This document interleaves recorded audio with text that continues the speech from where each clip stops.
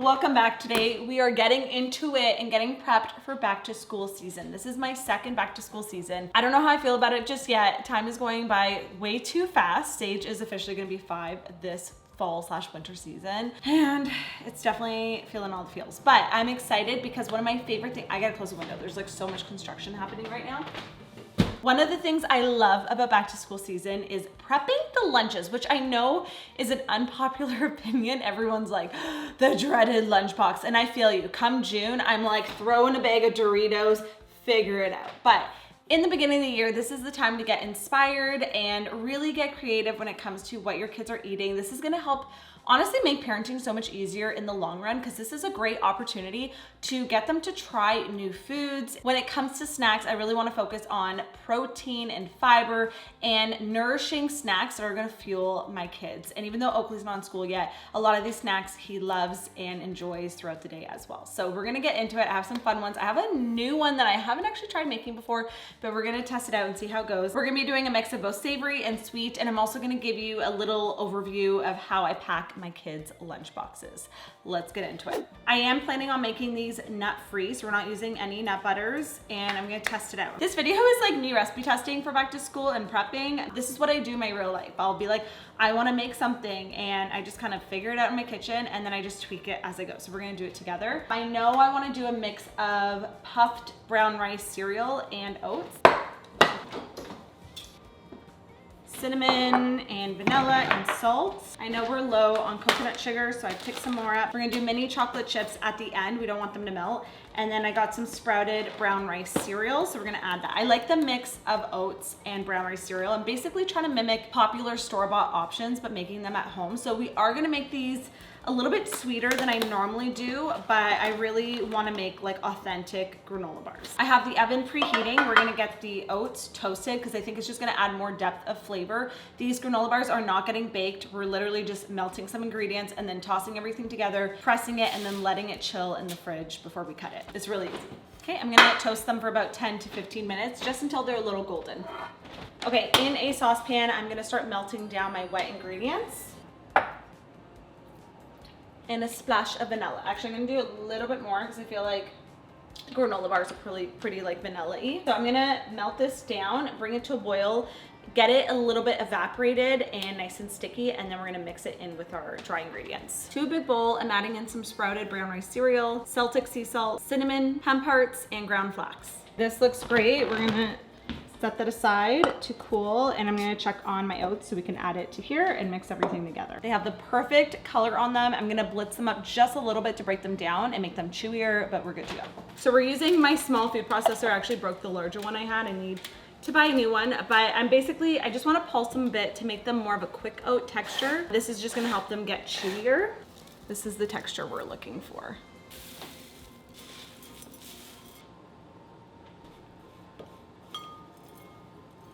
I might need a second one. I'm gonna start with the first one and see how we go. And we're just gonna press it in evenly so that everything sticks together. Now I'm gonna take some mini chocolate chips and just press them in. Tell me those don't look store-bought. So this next snack is something that my 4-year-old has been loving. And it's funny because she never used to be a yogurt fan, but my mom has had this like little raspberry yogurt with a little vanilla extract. Ella? You're gonna spill it, aren't you? All you need is some yogurt. I'm using Greek, so it's higher in protein. A little, you can blend it in either a food processor or a blender. I'm actually, and it's gonna be pink, which am I in focus?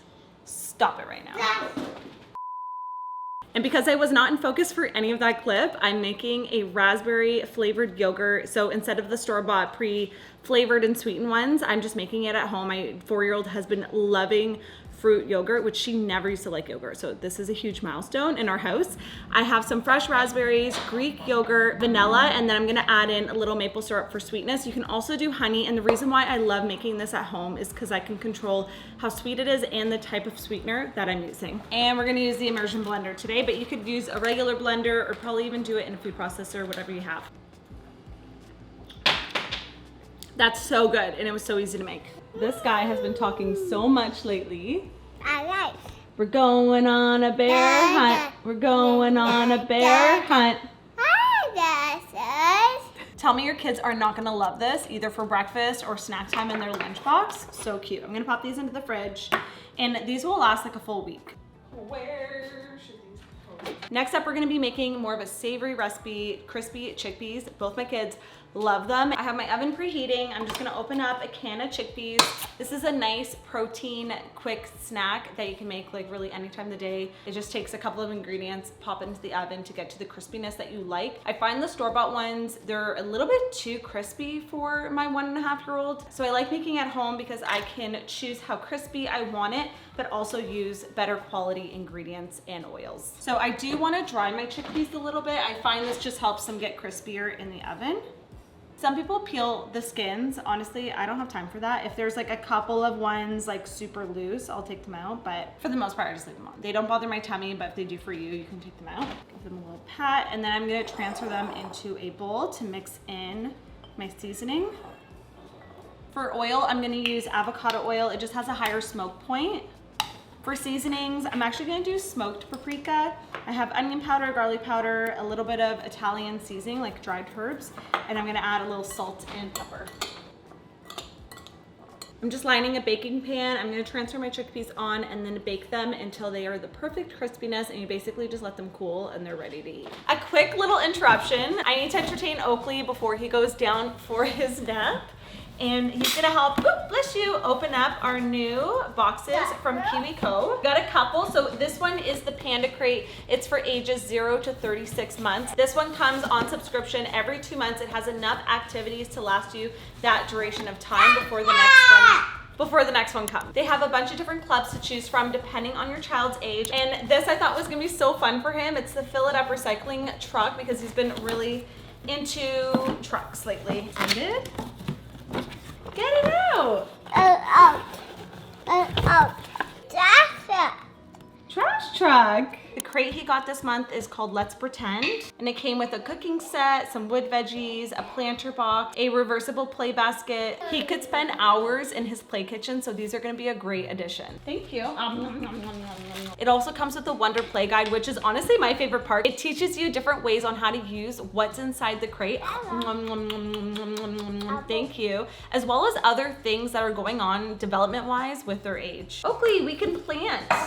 We can plant the veggies in the planter box. And then Sage gets the KiwiCo Sprout, which is for ages 3 and 5. And it comes with a bunch of different activities each time. And hers is on a monthly subscription. I'm gonna have this one ready for when Sage gets back from summer camp today. I know she's gonna be so excited to open it up. Over the past year, we have been really intentional about reducing our kids' screen time. And having hands-on activities like these from KiwiCo has made such a difference. It makes it so much easier for me to figure out what activities are age appropriate for them, what is gonna keep their interest longer. I love the quality of everything and that it is built to last. I have toys that are still from when Sage was little that Oakley is playing with them. I love that they can play with them independently or together as siblings. Oftentimes Sage will want to help Oakley with his activities. And when it comes to back to school season, that morning and afternoon time of the day can be really stressful. You're trying to entertain your kids while you're getting things done. And if you're trying not to have them just sit in front of the TV, you're looking for engaging activities that are actually going to get their attention and also help them learn at the same time. And I love that KiwiCo focuses on STEM-based learning activities and hands-on projects. This is gonna help them learn, but also encourage creativity and imagination with your kids. Use my code Nicole to get 50% off your first crate when you join a club for kids ages 3 and up, or 20% off your first Panda Crate, which is the one that Oakley uses right now. Just go to kiwico.com/HealthNut. I'm gonna have it all linked down below for you guys.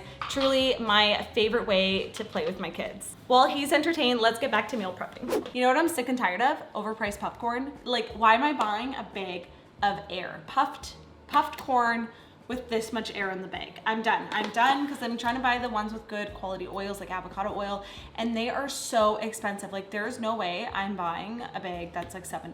So I started making it at home. I bought this huge bag of organic popcorn kernels for like $10, and I have made, like, I'm halfway through, I have made bowls of fresh popcorn for movie night, for snack time, and I thought, why not make it for back to school? This is such a great lunch addition, and as long as your kid is age appropriate, we just really started giving Sage popcorn in the last like 6 months. Don't be intimidated, it is literally so easy to make. you get some kernels, okay? Like I said, I get a huge bag of them for super cheap. Coconut oil, you can use avocado oil. You can really use any oil that you like. I just prefer coconut oil. I find you don't really taste the coconut oil. And then for seasonings, I'm just doing Old Bay seasoning, garlic powder, and then I have nutritional yeast. If you've never used this, it's basically like, it kind of has like a Parmesan taste. It's cheesy, but without the dairy, and then just a little sea salt. Not too much, because this one is a little salty. Pretty much it. All I'm gonna do is warm up a pot with some coconut oil. I'm gonna put in 2 kernels. Those are my testers to tell me when the oil is hot enough to add in the rest of my popcorn. And then you just pop it, shake it, and you're ready. Like, and this lasts a couple days. I brought this camping and it was so fresh tasting and still had that like crunchy texture. Okay, chickpeas are done. I just let them cool for a bit. They're nice and crispy. Popcorn is popping, so I'm gonna keep an eye on it because it can burn really easily. And make sure you have a bowl ready to go as soon as it's done to transfer it into. I'm listening to check for once it starts slowing down with the popping. That's when it's done. You're always gonna have a couple of kernels on the bottom, just like a typical bag of popcorn, but you don't want it to burn, so that's when you want to take it off. And I just like to sneak in a little bit of butter when it's almost done instead of like melting it and then drizzling it on top. So I'm gonna do that now.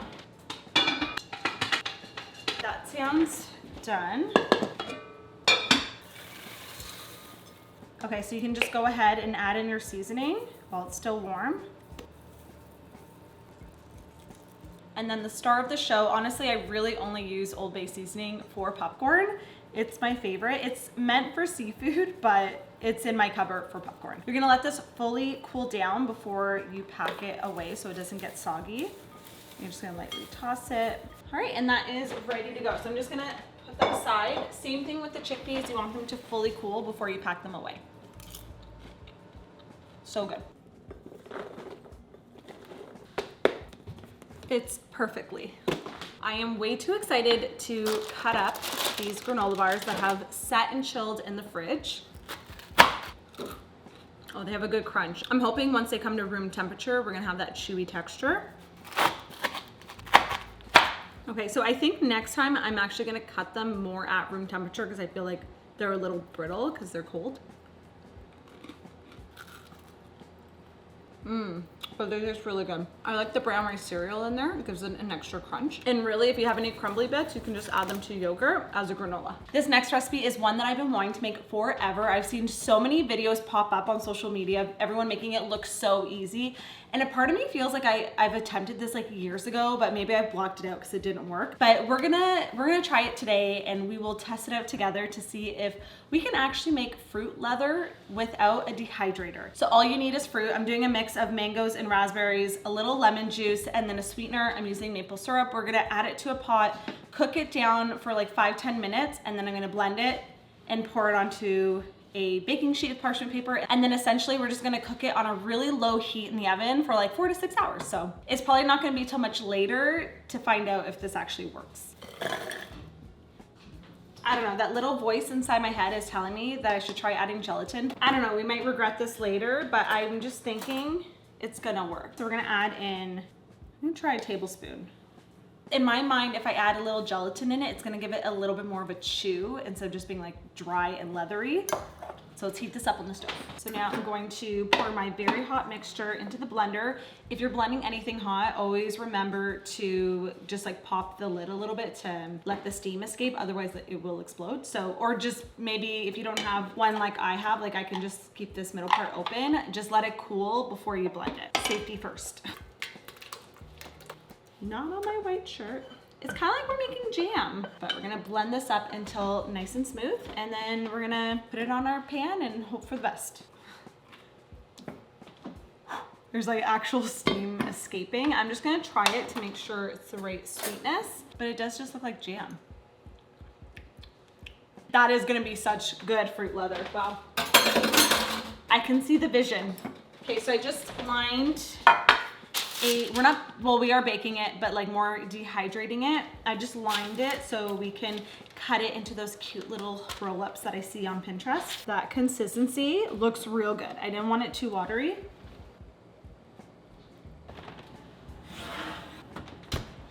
right, here is our almost done meal prep for back to school. I have the fruit leather still in the oven, dehydrating. So I'll insert a clip of how that turned out. Okay, it's much later. The fruit leather has been in the oven for about 4.5 hours. We had to take it out for a little bit because Matt made pizza for dinner.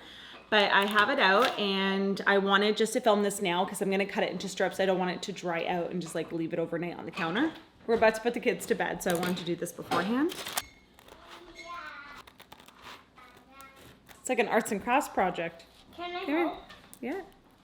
What are you doing? Purple ones? Look how cute those are.